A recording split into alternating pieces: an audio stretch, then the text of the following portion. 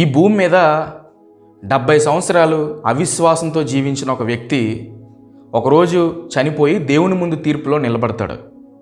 అప్పుడు ప్రభువారు అతని అవిశ్వాసాన్ని బట్టి అతన్ని నిత్య నరకంలో వేసేయమని దేవదూతలకు ఆజ్ఞాపిస్తారు. వెంటనే 2 దేవదూతలు వచ్చి అతన్ని తీసుకెళ్ళి నరకంలో వేసేస్తారు.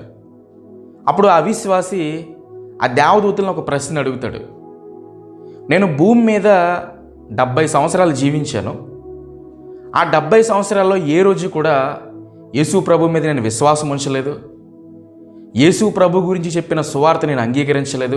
అసలు యేసు ప్రభుని దేవుడిగా నేను ఏ రోజు ఒప్పుకోలేదు. అయితే నరకంలో కూడా నన్ను 70 సంవత్సరాలు శిక్షించాలి కదా.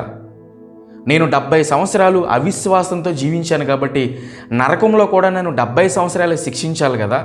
అంతేగాని నన్ను యుగయుగాలు నరకంలో వేయడం ఏంటి, నన్ను నిత్యము నరకంలో వేయడం ఏంటి, ఇదెక్కడి న్యాయం అని అడిగాడంట.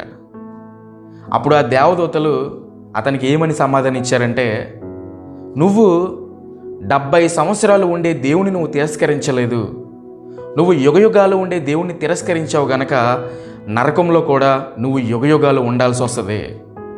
నువ్వు నిత్యము ఉండే దేవుణ్ణి తిరస్కరించావు గనక నరకంలో కూడా నువ్వు నిత్యము ఉండాల్సి వస్తుంది అని ఆ అవిశ్వాసికి దేవదూతలు సమాధానం చెప్పారు.